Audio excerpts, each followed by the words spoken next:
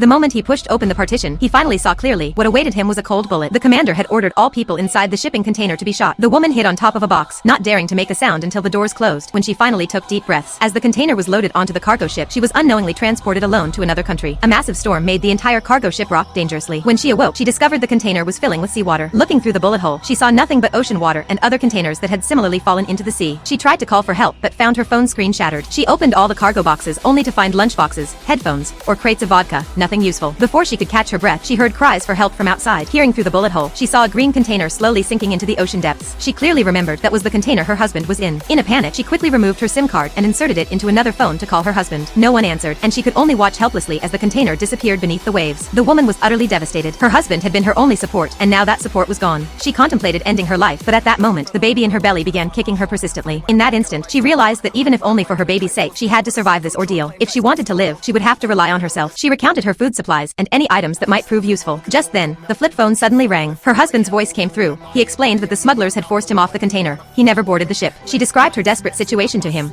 and he promised he would find and rescue her. That night, a storm raged over the sea. The container rocked violently on the surface. Despite being near full term, she could only endure the pain. Against all odds, in such harsh conditions, she miraculously gave birth to a baby girl. But seawater was steadily rising in the container. Would they survive?